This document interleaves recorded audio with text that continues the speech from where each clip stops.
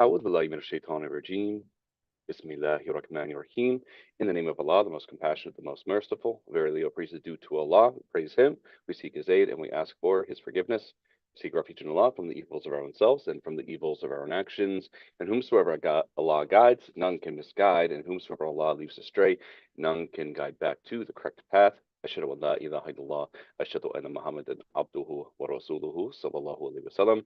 We testify there is no deity worthy for worship except for Allah, who is alone with no partnership, that never has and never will be another. And we bear witness that Muhammad, peace and blessings be upon him, is the last and the final prophet of Allah. Assalamu alaikum wa rahmatullahi wa barakatuh. Brothers and sisters, friends and family, everybody tuning into the live stream and everybody joining us for the Zoom meeting. Thank you again for joining us for our Sunday discussion, where we will be continuing the book reading and then the discussion afterwards by Mohammad Akram Nadwi. Al-Muhaddithat, the women scholars in Islam. So last week we had left off right at the beginning of chapter number 4, right at page number 97. Without further ado, let's go ahead and jump right into it. Bismillah. The women's teachers. So the women were not restricted to learning from only other women. It appears rather that they studied with whomever they had the opportunity to study with. And the minimum required of women in looking for teachers is well set out by Ibn al-Jawzi. He says, the woman has the same duty as the man, so it is incumbent upon her to learn about her duties and obligations until she is firm and sure how to perform them. If she has a father or a brother or a husband or any blood relation who can teach her the obligations of the religion and instruct her in how to do her duties, that will suffice her. If there is no one there among close family, she must ask others outside the family and learn from them. If she is able to find women who can teach her, she will learn from her. If not, she will learn from the old and elderly men without privacy, and she will suffice with what is necessary for her to know. After that, whenever any new situation arises about her religion, she should ask and not be shy, for God does not shy from the truth. So, for women who desired to go further or to specialize, it was permitted to study with younger teachers if the teaching was done in an open way within the Sharia bounds. Typically, the women who would begin with the knowledgeable women or men of the household, then continue with local teachers outside the family circle, then to such teachers as might be visiting the locality, and finally teachers in other towns and cities. And some details follow in the examples below, and the examples have been chosen principally to demonstrate that this practice was consistent in all periods and in different regions. So first, family or teachers within the family circle. From the outset, women learned hadith from their mothers. The companions taught their daughters, who were their successors. Abd Rabia ibn al-Hakam has narrated from the daughter of Ruqiyah from her mother that she said, when the Prophet ﷺ came seeking victory in Ta'if, he came to me, and then she mentioned the whole hadith. Hubaba bint Ajlan also got hadith from her mother, and she has narrated from Hubaba bint Ajlan from her mother, Hafs, from Safiya bint Jarir, from Hakim bin Wada, that she said, I heard the Messenger of God, sallallahu alaihi wasallam, saying, the prayer of a father passes the curtain, meaning that it reaches God directly without being mediated or impeded. And similarly, in later centuries, women learned from their mothers.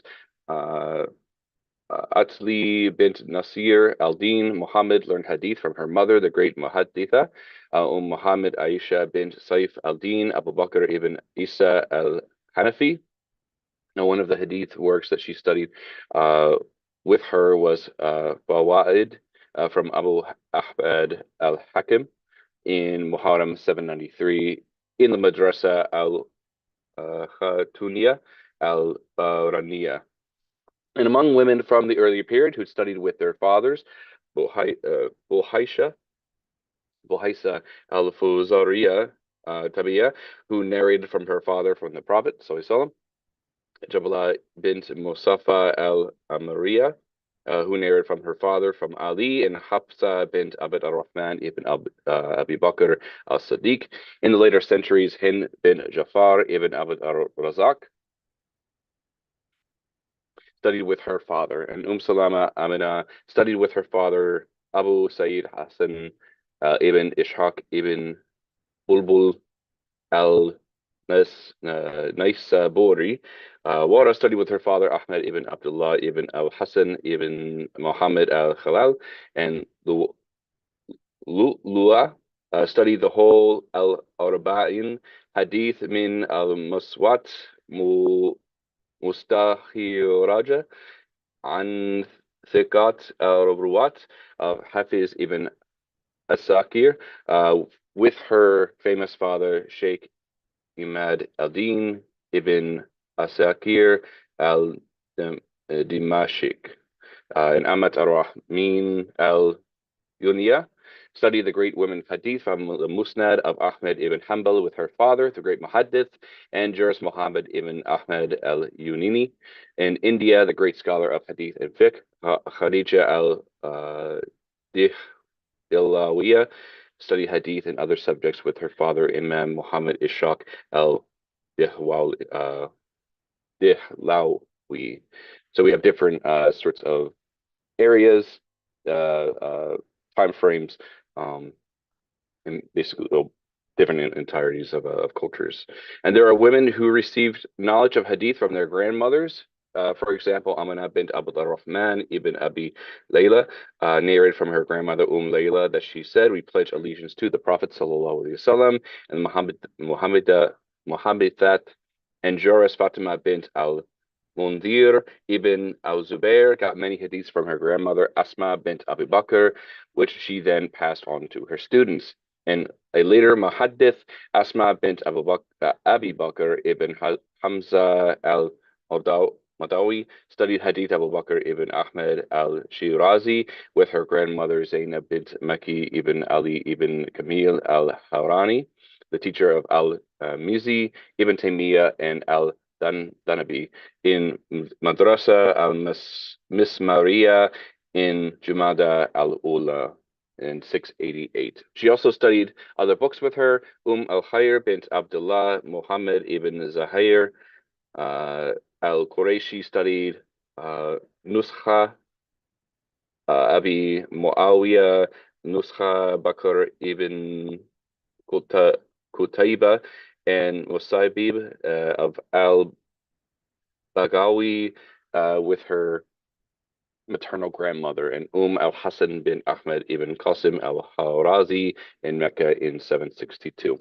So among the women who received hadith from their grandfathers is Munya bint Ubayd ibn Abi Baraza al-Aslami.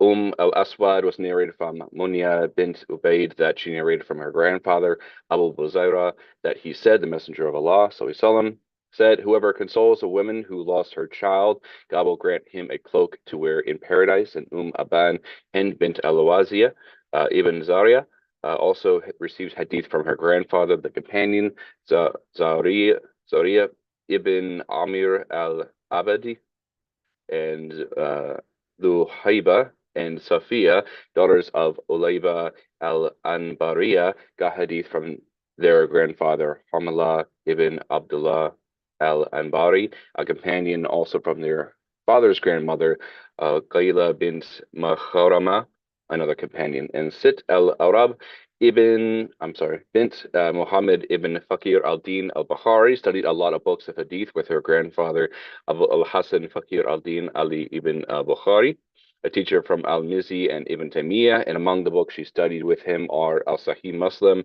al-Sunan al-Kubra of al-Bayhaqi, and Fa'awid Sumayya.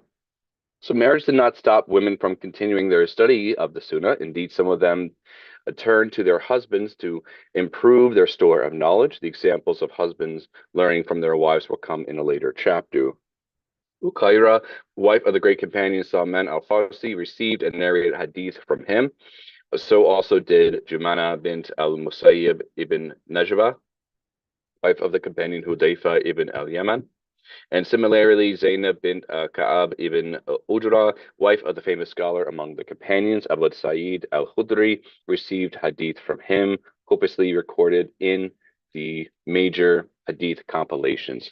And among the successors, al-Darda al-Sughra received many hadiths from her husband, Abu al-Darda Safiya ibn Muhammad ibn Abd al-Muhsin al-Mukhzumiyya Makia heard directly from her husband Musalsa bint al-Awaliya in Rabi al-Awwal 743. And Sit al-Fuqaha bint Ibrahim wa Sitiya studied Amali ibn Bishran of Abu al-Qasim Abd al-Malik ibn Muhammad ibn Bishran with her husband Dia al-Din Isa ibn Abi Muhammad ibn Abd al-Razak al-Mughari al-Hanbali in Ribat Qol-Anisi of the 22nd of Safar 703. And Zayda bint Ismail ibn Ahmad studied hadith of Abu Amr Uthman ibn Muhammad al-Samarkandi with her husband called the Taqi al-Din Sulaiman ibn Hamza al-Muqdisi in his house in 715. And Dunya bint Hassan ibn Balban studied Hadith Abu Hussein Abd al-Wahhab ibn al-Hassan ibn al-Walid al-Kilabi with her husband, the great Muhaddith and historian Alam al-Din al-Qasim ibn Muhammad ibn Yusuf ibn al-Birazali in 728.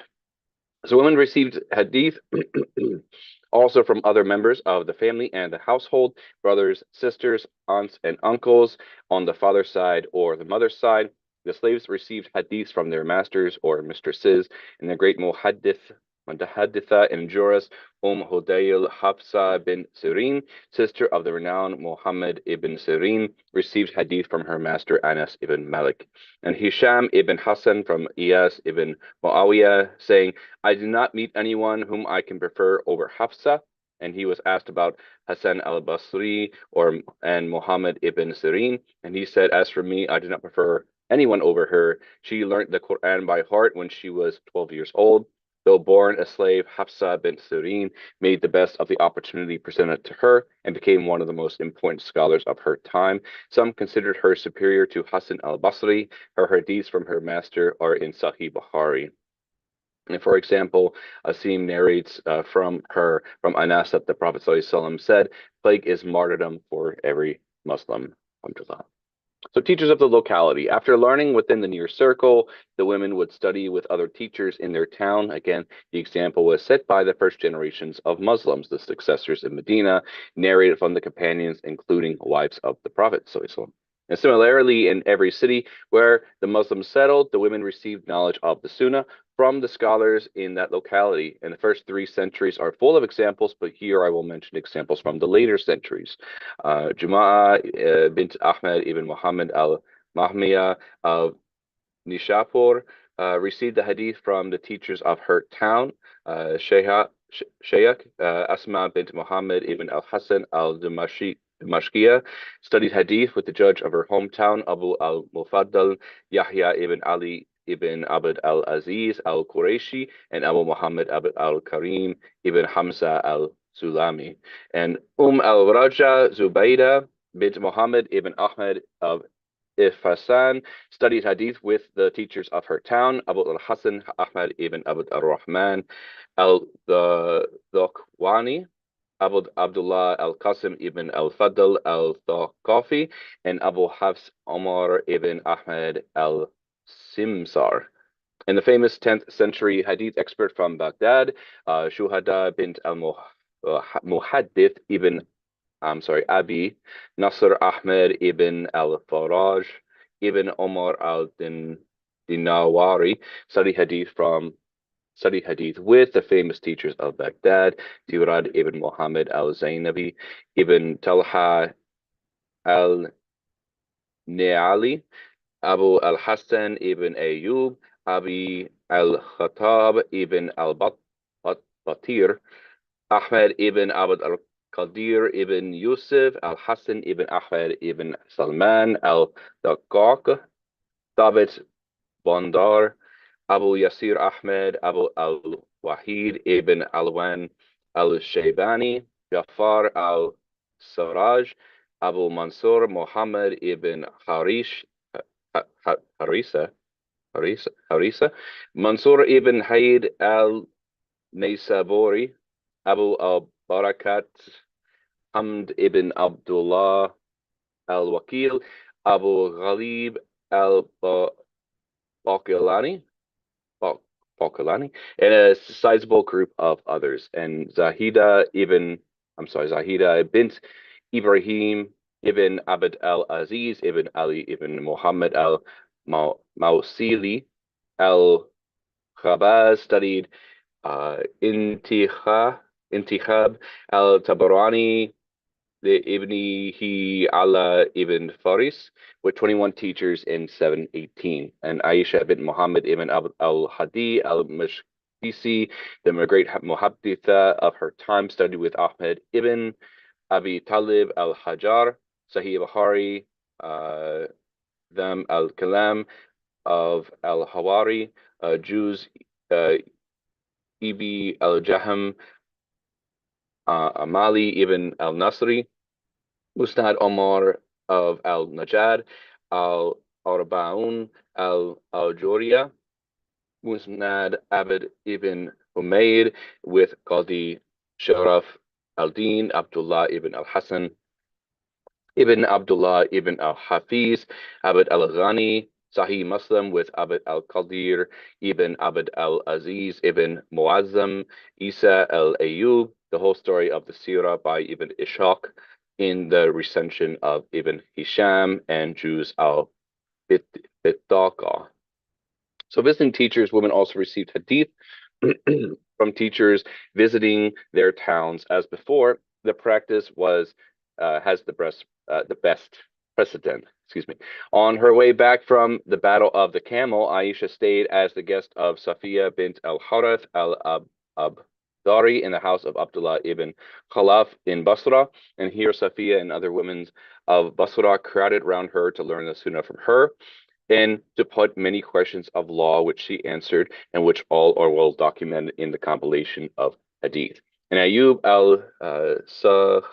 al-Sakhtiyani narrated from Muhammad ibn Sirin that Aisha came down as a guest to Safiya Talaha al-Talahat. On seeing Safiya's daughters, Aisha said, the Prophet ﷺ entered, and in my room there was a girl, and the Prophet ﷺ gave me a piece of material he had and asked me to make it into two pieces, and gave one piece to this girl and gave the other piece to the girl who's in the house of Salama, because they seem to be adults. And Abdullah ibn Ubaid, the Muhaddithin of the Mosque of Jordan, narrated from Udaysa bint Uthman that he said, when Ali ibn Abi Talib came here to Basra, he called on my father and said, O Abu Muslim, are you not going to help me against these people? And my father said, yes, I am. Then he called his slave girl and said, O girl, bring me my sword. And she brought it. Then he drew out a handspan of it.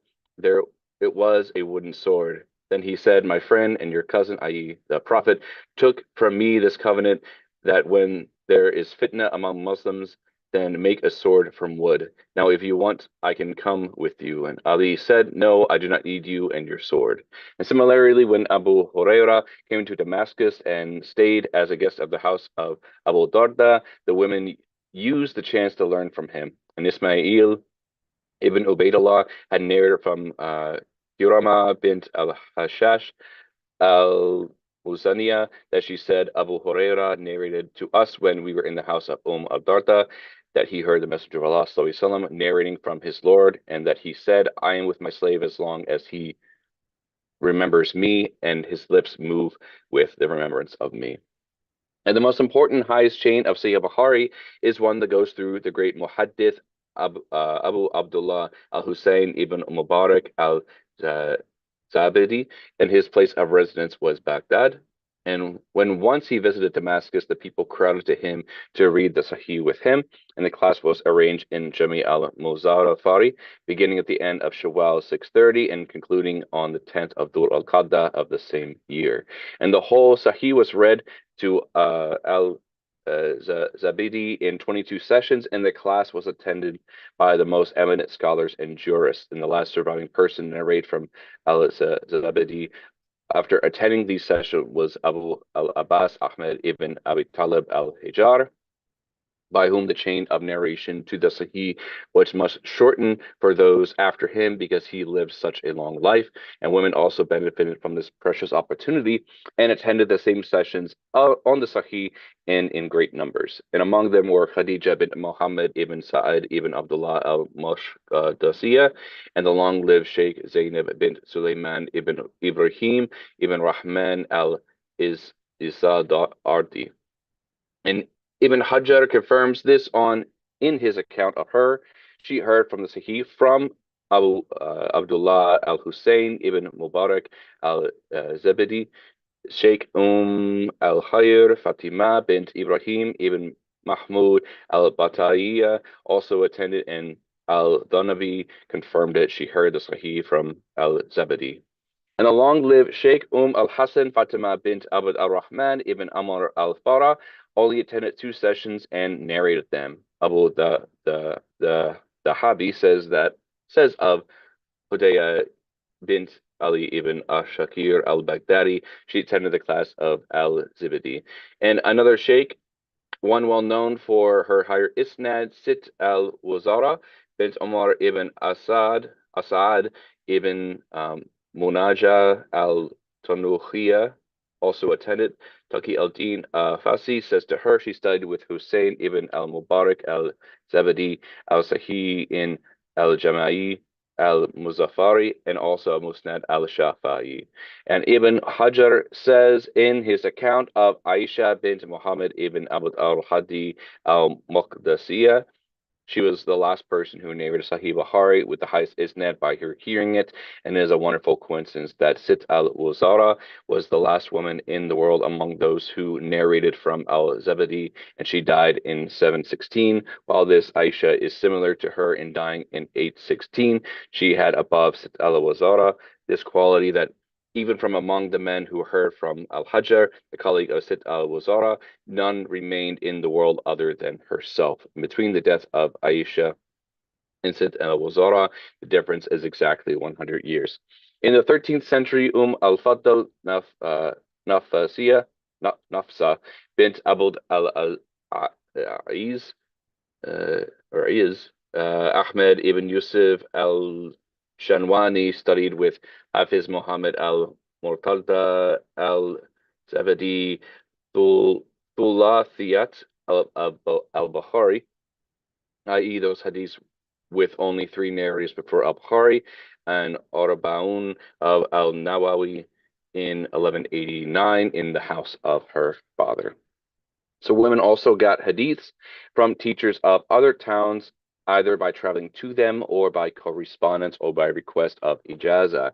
And among those who traveled in the path of knowledge, the Kufan, Muhaddith, Jasra bint Dajaja al-Amariya got hadith from Medina al-Ali ibn Abi Talib, Aisha and Salama, and from Abu Dar al-Ghifari, and Muhammad ibn Sa'ib Ibn Barakah narrated from his mother that she said, I did tawaf of the house in a group of women from Banu al-Mughira in the company of Aisha, and the women mentioned Hassan ibn Thabit and attacked him for his part in the slander about Aisha. And Aisha reminded them of Hassan's poetic verse in the praise of the Prophet ﷺ, and said, I hope that God will enter him into paradise because of it.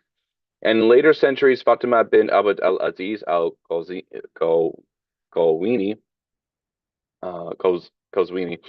studied hadith with Abu al-Hasan Ahmad ibn Ali Jawhari al-Masili in Tripoli, and with Abu Muhammad Tahir ibn Nasr al-Asfijabi, and the Qadi Abu al-Fadl Muhammad ibn Ahmad ibn Isa al-Sadi in Egypt.